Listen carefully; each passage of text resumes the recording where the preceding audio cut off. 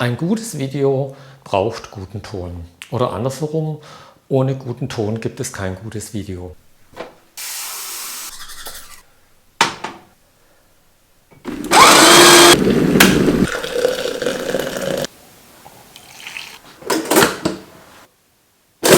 Anders als man zu Beginn vielleicht denkt, sind die in die Kamera eingebauten Mikrofone keine gute Lösung für guten Ton.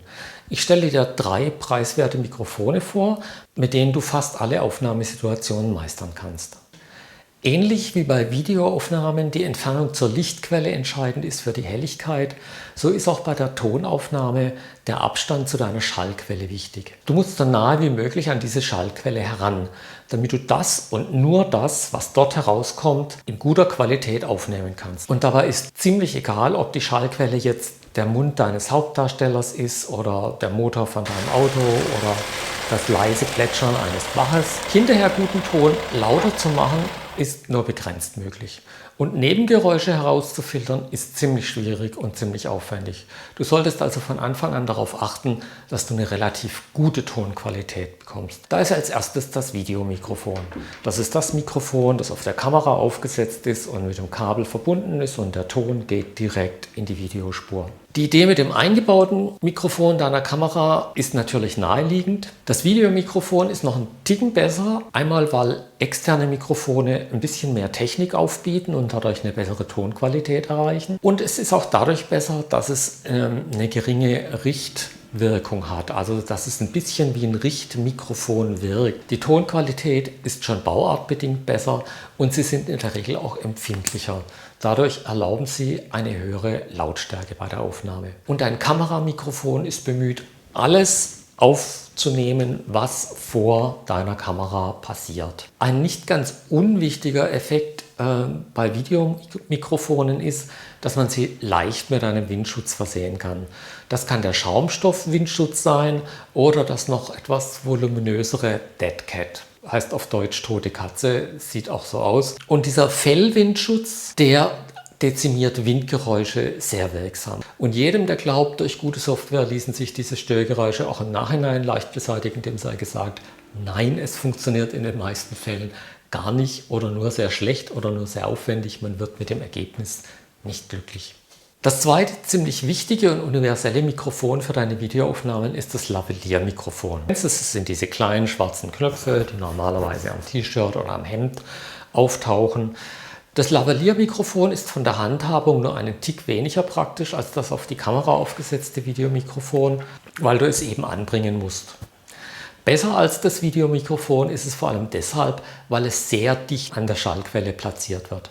Damit steigt nicht nur die Lautstärke der aufgenommenen Sprache, es werden auch automatisch alle Nebengeräusche deutlich dezimiert, weil sie eben viel weiter entfernt vom Mikro entstehen. Also in dem Beispiel wäre mein Lavalier-Mikrofon jetzt etwa hier angebracht, wenn es außen angebracht wäre. Das ist so eine Handspanne entfernt von der Schallquelle. Und in meinem Fall ist das Lavalier-Mikrofon unter dem Hemd angebracht, weil ich das Bild nicht ganz so schön finde, wenn diese schwarzen Knöpfe immer überall zu sehen sind. Ja, und das mit der Dezimierung der Nebengeräusche, das gilt zum Beispiel auch für Innenaufnahmen. Also nicht nur außen, wenn ein Wind geht, sondern auch innen.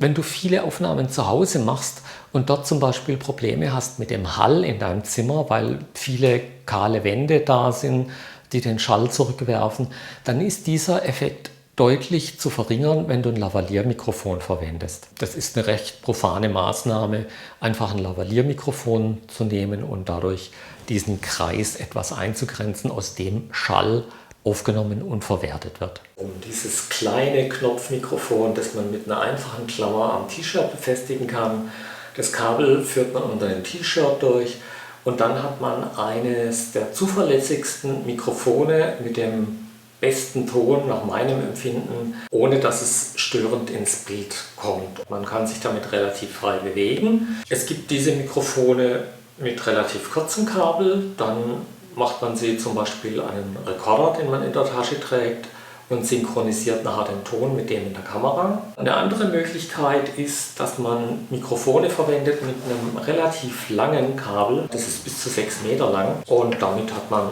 auch relativ viel Spielraum, vor der Kamera, ist aber doch irgendwie angebunden. Diese Lavalier-Mikrofone lassen sich sogar noch etwas dezenter anbringen, indem man sie unter dem T-Shirt befestigt. Es gibt einen kleinen Trick mit Klebeband, dass man daraus dann eine Tasche formt, in die nur dieses kleine Mikrofon reinkommt. Diese Tasche aus Klebeband wird unter dem T-Shirt auf die Brust geklebt und auf der Außenseite ist auch nochmal eine Klebeseite von der Tasche und die befestigt dann quasi das T-Shirt, damit es kein Rascheln gibt. Die etwas elegantere Lösung, die allerdings ein bisschen Geld kostet, sind diese kleinen Pads vom Mikrofonhersteller Rode. Und dann kann man das ebenfalls mit Klebeband unter dem T-Shirt befestigen. Das Schöne daran ist, wie gesagt, dass das Mikrofon überhaupt nicht mehr sichtbar ist und dass die Qualität auch nicht darunter leidet, wenn man das Mikrofon unter dem Hemd trägt. Die etwas teurere Alternative dazu wäre jetzt eine Funkstrecke, die ich jetzt auch in dem Fall nutze, dass hier nur der Sender an mir angebracht ist und der Empfänger auf der Kamera sitzt. Und die dritte wichtige Art von Mikrofonen für Videoaufnahmen, das sind USB-Mikrofone oder Podcast-Mikrofone, wie man sie auch am Schreibtisch gut nutzen kann. Mit den beiden zuerst genannten Mikrofonvarianten bist du gut gerüstet für alle Aufnahmen, die du mit deiner Kamera machst, vorzugsweise draußen. Oft genug aber ist es nötig, auch nach den Videoaufnahmen noch Tonaufnahmen ins Video einzufügen.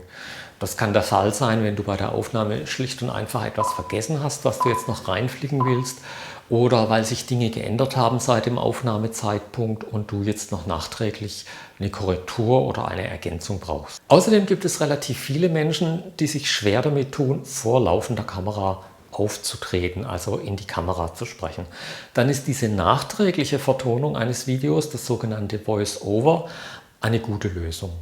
Du kommst ohne einen weiteren Sprecher aus und behältst die Vertonung komplett in eigener Hand. Das dritte Mikrofon ist das USB-Mikrofon oder Podcast-Mikrofon, das ich jetzt hier installiert habe.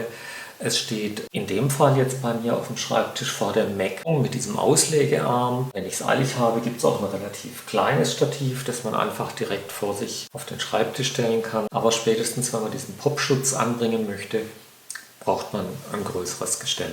Ich habe jetzt hier das Programm Final Cut Pro X geöffnet. Ich sehe den Eingabepegel, den ich in der Einstellung auf Maximum gestellt habe. Und ich kann das Mikrofon auswählen. Ich könnte auch das interne Mikrofon vom Computer auswählen, das aber lange nicht diese Qualität hat.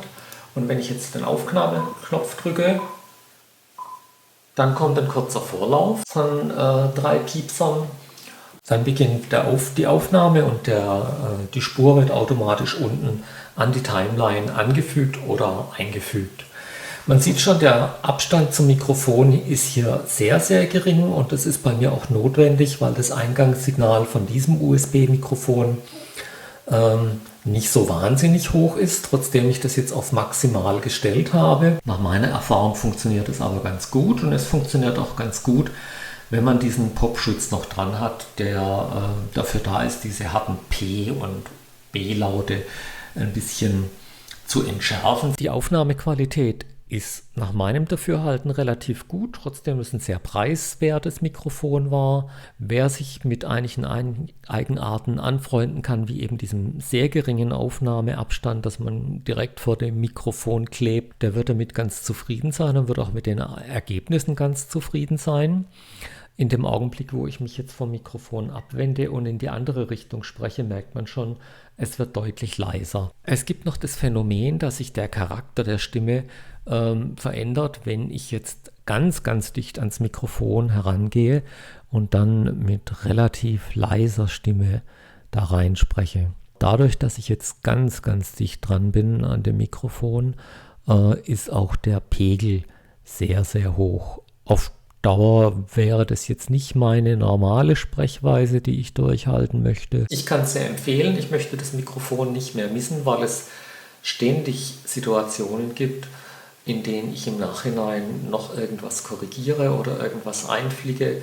Und dann ist es ganz hilfreich, wenn man sich auf die Tonspur beschränken kann und wenn man nicht die Aufnahmesituation wiederholen muss, was ja in manchen Fällen auch gar nicht so einfach möglich ist. Welches Mikrofon brauchst du am dringendsten oder welches brauchst du jetzt zuerst? Die Reihenfolge in diesem Video gibt auch meine Präferenz wieder. Also ich würde zuerst auch das Videomikrofon anschaffen, dann das Lavalier-Mikrofon und dann schließlich das Podcast-Mikrofon. Natürlich hängt es auch davon ab, welche Arten von Videos du machst. Bei Interviews zum Beispiel sind das Wichtigste vielleicht 2 kabellose Lavalier-Mikrofone, für einen Podcast mit Gast eher 2 Podcast-Mikrofone, wenn die am Tisch sitzen. Das wäre es für den Anfang. Viel Spaß damit!